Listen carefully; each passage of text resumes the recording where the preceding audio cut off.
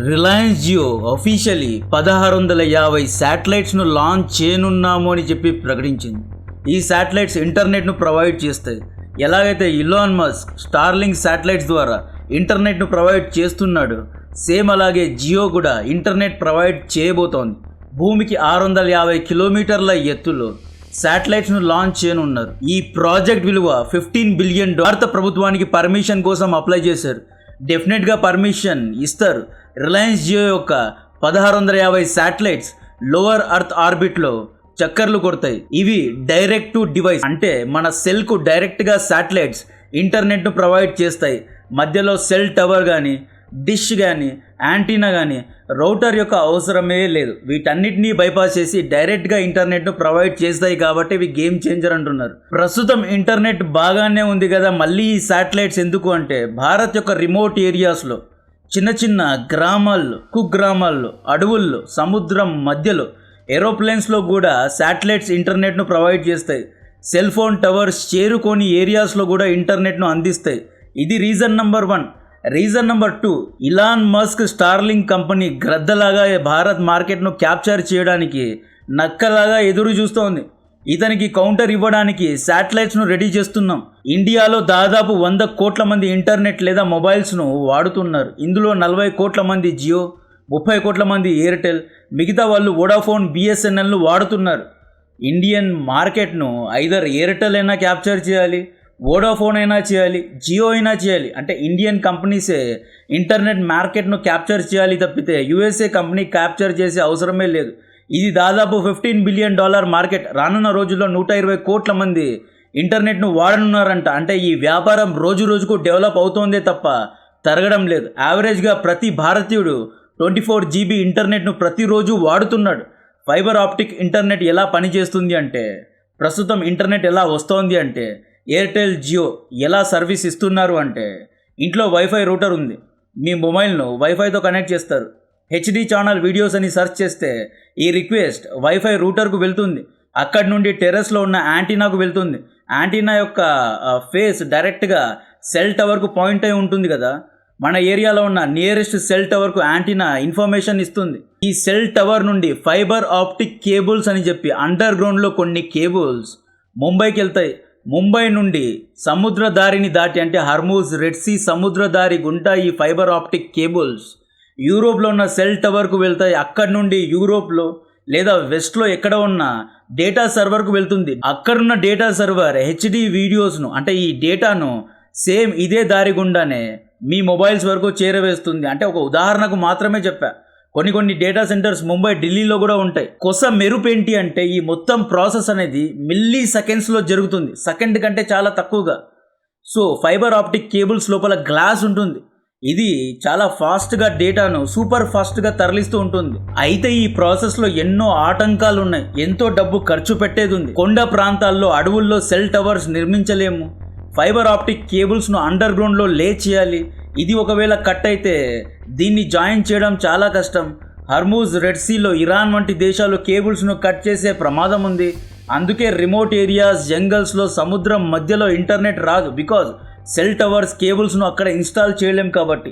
Satellites అయితే ఇవేమీ అవసరం లేదు. డైరెక్ట్గా మిద్ది పైన యాంటీనా పెట్టుకుంటే చాలు. ఈ యాంటీనా డైరెక్ట్గా శాటిలైట్కు కనెక్ట్ అయి ఉంటుంది, అంటే వైర్లెస్గా కనెక్ట్ అయి ఉంటుంది. ఇంటర్నెట్ డైరెక్ట్గా ప్రొవైడ్ చేస్తుంది అనమాట.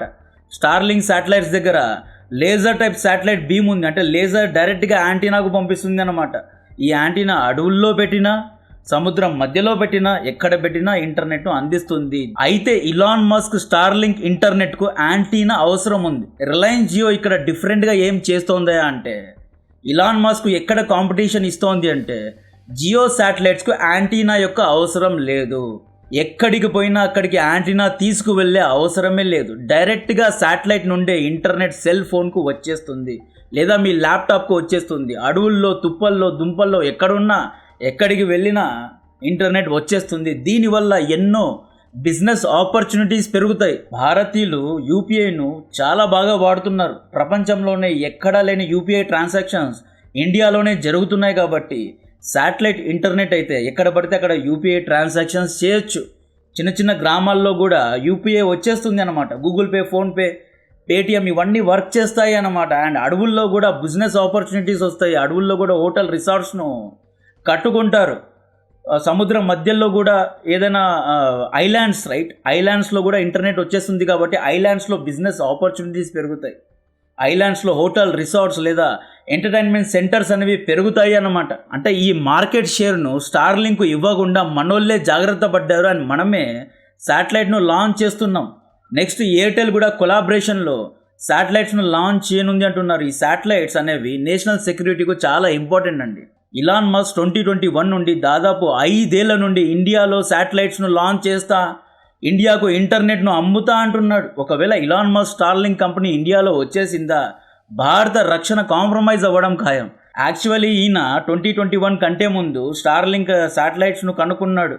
చైనాలో బిజినెస్ చేద్దాం అనుకున్నాడు, చైనాకు ఇంటర్నెట్ ప్రొవైడ్ చేద్దాం అనుకున్నాడు. షీ జిన్పింగ్ షటప్ అన్నాడు, పర్మిషన్ ఇవ్వలేదు. నెక్స్ట్ ఇండియాకు వచ్చాడు, ఇండియాలో దీన్ని అమ్ముతా అంటాడు. బట్ ఇండియా ఎన్నో రిస్ట్రిక్షన్స్ పెట్టింది. డేటా సెక్యూరిటీ లేదు, ఇది కావాలి అది కావాలి అని ఎన్నో డౌట్స్ అడిగింది. చాలాసార్లు ఈ పర్మిషన్ను క్యాన్సిల్ చేసింది అని చెప్పి ఇలాన్ మస్క్ ఇండియాపై చాలా కోపంగా ఉన్నాడు. తన ఎక్స్ అకౌంట్లో డైరెక్ట్గా ముఖేష్ అంబానీని ట్యాగ్ చేసి is it okay if I compete with you to give cheap internet to Indian people అంటాడు. భారతదేశ ప్రజలకు చీప్ ఇంటర్నెట్ అమ్మడానికి నాకు కూడా ఛాన్స్ ఇవ్వు అని ముఖేష్ అంబానీని ట్యాగ్ చేశాడు. అంటే ఇండియాలో ఉన్న ఎయిర్టెల్, రిలయన్స్ వంటి కంపెనీస్ భారత ప్రభుత్వంపై ఒత్తిడి పెట్టి స్టార్లింక్ శాటిలైట్స్కు అవకాశాలు ఇవ్వడం లేదు అని ఇలాన్ మస్క్ ఆరోపించాడు. ఆరోపణ కాదు, ఇది నిజమే. జియో, ఎయిర్టెల్ డైరెక్ట్గానే భారత ప్రభుత్వంపై ఒత్తిడి పెట్టారు. యాక్చువల్లీ భారత ప్రభుత్వం ఎందుకు స్టార్లింక్ పర్మిషన్ ఇవ్వలేదు అంటే, ఇవి అమెరికన్ శాటిలైట్స్.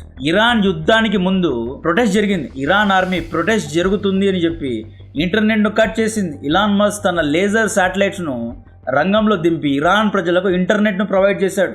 యుక్రెయిన్, రష్యా మధ్య యుద్ధం స్టార్ట్ అయినప్పుడు మొదటగా రష్యా యుక్రెయిన్ యొక్క cell towers, internet data centres మొత్తాన్ని లేపేసింది. ఇలాన్ మస్క్ ఏం చేశాడు, వందల్లో వేలల్లో స్టార్లింక్ డిషెస్ను యుక్రెయిన్కు తరలించాడు. యుక్రెయిన్ ఆర్మీకు, యుక్రెయినీ ప్రజలకు ఇంటర్నెట్ను ప్రొవైడ్ చేశాడు. ఇలాన్ మస్క్ ఇంటర్నెట్ వాడి వందల్లో యుక్రెయిన్ డ్రోన్స్ రష్యాపై దాడి చేశాయి. క్రైమియా దగ్గర రష్యన్ నేవల్ ఫ్లీట్పై దాడి చేయడానికి యుక్రెయిన్ డ్రోన్ స్టార్లింక్ ఇంటర్నెట్ను వాడి దాడి చేయడానికి ట్రై చేశాయి. ఇక్కడ ఇండైరెక్ట్గా ఇలాన్ మస్క్ నేను తెలుసుకుంటే యుద్ధాన్ని ఆపగలను లేదా శత్రు దేశాలపై దాడి చేయించగలను అనే సందేశం ఇచ్చాడు. దీన్నే ఇంటర్నెట్ను ఆయుధీకరణ చేయడం అంటారు. కమర్షియల్ శాటిలైట్స్ను జియోపొలిటికల్ వెండేటా కోసం లేదా యుద్ధాల్లో వాడడం అంటారు. భారత ప్రభుత్వం రిలయన్స్ అండ్ ఎయిర్టెల్ కోసం స్టార్లింక్ పర్మిషన్ ఇవ్వలేదు అనేది వాస్తవం. లోకల్ ఇండియన్ కంపెనీస్కే మనం ఫస్ట్ ప్రిఫరెన్స్ ఇవ్వాలి. బట్ దానికంటే ముఖ్యమైన విషయం, అమెరికన్ శాటిలైట్స్ మన నెత్తిపైన తిరుగుతూ ఉంటే రేపు ఇవి మనపైనే దాడి చేయడానికి సిద్ధంగా ఉంటాయి. ఇక్కడ మనలలో కొంతమంది అలా ఎలా అమెరికన్ కంపెనీస్ను బ్లాక్ చేశారు, ఇది ఫ్రీ మార్కెట్ కాదు, ఫ్రీ కాంపిటీషన్ కాదు, క్యాపిటలిజం కాదు అని కమెంట్స్ పెడుతూ ఉంటారు. క్లౌడ్ రీసెంట్గా ఫేబుల్ 5 మైథోస్ క్లాస్ అని చెప్పి నెక్స్ట్ జనరేషన్ ఏఐ మోడల్స్ను రిలీజ్ చేసింది. అమెరికన్ ప్రభుత్వం రంగంలో దిగి ఇది చాలా అడ్వాన్స్డ్ ఏఐ మోడల్స్, వేరే దేశాలకు దీన్ని అమ్మకూడదని చెప్పి కేవలం గ్రీన్ కార్డు ఉన్న అమెరికన్ సిటిజన్స్కు మాత్రమే దీని యొక్క యాక్సెస్ ఇచ్చింది. అంటే ఇక్కడ అమెరికా చేస్తే కరెక్ట్, మనం చేస్తే తప్ప. ఎన్విడియా కంపెనీ ఉంది, ఎన్విడియా H1000, H2000 అని చెప్పి మోస్ట్ అడ్వాన్స్డ్ చిప్స్ అమ్మేది. చైనా, ఇండియా అందరికీ అమ్మేది. చైనా ఈ చిప్స్ పెట్టుకొని అడ్వాన్స్డ్ ఏఐ మోడల్స్ను, చాట్ బాట్స్ను తయారు చేస్తోంది అని చెప్పి అమెరికా రంగంలో దిగి ఈ చిప్స్ ఎవరికి అమ్మకూడదని చెప్పి ఎన్విడియాపై ఎన్నో నిబంధనలు పెట్టింది. సో ఈ విధంగా అమెరికా కూడా చేస్తుంటుంది. నేషనల్ ఇంట్రెస్ట్ ఈజ్ ఫస్ట్, భారతదేశ హితమే పరమావధి, దానికోసం మనం ఏమైనా చేయొచ్చు. ఫ్రీ కాంపిటీషన్, చీప్ ఇంటర్నెట్ను స్టార్లింక్ అమ్మడానికి రావడం లేదు, మన యొక్క డేటాను దొంగలించడానికి వస్తోంది. మన దేశంపై నిఘాను ఉంచడానికి. శాటిలైట్స్ అంటే ఏంటి, గ్రద్దల్లాగా, పెద్ద పెద్ద కళ్ళున్న గ్రద్దల్లాగా. బికాజ్ శాటిలైట్స్ అంటే ఇండియాలో ఏమేమి జరుగుతున్నాయి వాటన్నిటినీ 4K ఇమేజెస్లో తీసే ఒక కెమెరా లాంటిది. రేపు దినాన భారత్లో యుద్ధమే జరిగింది, ఇండియా పాకిస్తాన్ మధ్య యుద్ధం జరిగింది, కాశ్మీర్ తగలడిపోతోంది అనుకోండి. మిస్ఇన్ఫర్మేషన్ స్ప్రెడ్ అవ్వకూడదు, ప్రాపగెండా సర్క్యులేట్ అవ్వకూడదు అని చెప్పి ఇండియన్ ఆర్మీ స్ట్రాటజిక్గా శ్రీనగర్లో ఉన్న ఇంటర్నెట్ను కట్ చేసింది అనుకోండి.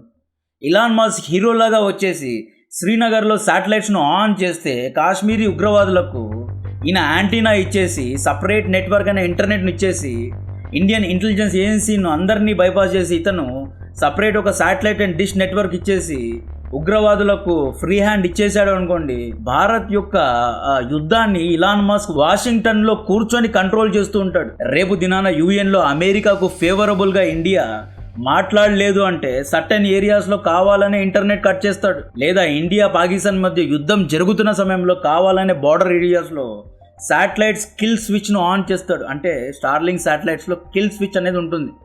కిల్ స్విచ్ అంటే ఏంటి అంటే వాషింగ్టన్లో ఇలాన్ మస్క్ దగ్గర దీని యొక్క యాక్సెస్ ఉంటుంది. ఇతను బెంగళూరులో హైదరాబాద్లో ఇంటర్నెట్ను కట్ చేయాలి అంటే కిల్ స్విచ్ ఆన్ చేస్తే చాలు, ఇక్కడ ఇంటర్నెట్ అనేది షట్ ఆఫ్ అయిపోతుంది. ఈ విధంగా ఈ వ్యక్తి దీన్ని వెపనైజ్ చేయగలడు అని చెప్పే ఇతనికి పర్మిషన్ ఇవ్వలేదు. 2021 నుండి ట్రై చేస్తున్నాడు. ఇలా ఇలాన్ మస్క్ అప్లికేషన్స్ అన్నిటినీ వెనక్కి పంపారు. లోకల్ ప్లేయర్స్ శాటిలైట్ టెక్నాలజీను కనుక్కోవడానికి కొంత సమయం ఇచ్చారు. అండ్ ఫైనలీ జియో శాటిలైట్ను లాంచ్ చేస్తోంది కాబట్టి జియో పవర్ఫుల్ అయిన తర్వాత స్టార్లింక్ పర్మిషన్ ఇస్తారు అనమాట. మనం స్టార్లింక్ పర్మిషన్ ఇవ్వలేదు అని చెప్పే యుఎస్ఏ అధ్యక్షుడి నుండి డీప్ స్టేట్ అందరూ మన పైన కోపంగా ఉన్నారు. ఇండియా డెమోక్రసీ అంటుంది, ఫ్రీ మార్కెట్ అంటుంది, క్యాపిటలిజం అంటుంది. ఇండియా అమెరికన్ కంపెనీస్ను రానివ్వడం లేదు అంటే మనం గూగుల్, అమెజాన్పై ఇలాంటి నిబంధనలు పెట్టడం లేదు. స్టార్లింక్ అంటే శాటిలైట్స్ అంటేనే డేంజర్. శాటిలైట్స్ అనేవి భారత్ S-400ను ఎక్కడ పెట్టింది అనే ఇన్ఫో కూడా ఇవ్వగలవు. ఇండియన్ ఆర్మీ సైనికులు ఈ టైంలో ఎక్కడున్నారు, ఎక్కడ డిప్లాయ్ చేయబడ్డారు అనే ఇన్ఫర్మేషన్ కూడా ఇవ్వగలరు. With respect to national security కాబట్టే దీన్ని ఆపారు అనమాట. దీని గురించి మీ యొక్క ఒపీనియన్ను కమెంట్ చేయండి. కాంటెంట్ నచ్చితే వీడియోను లైక్ చేయండి. ఛానల్ను సబ్స్క్రైబ్ చేసి అందరికీ షేర్ చేయండి. జై హింద్.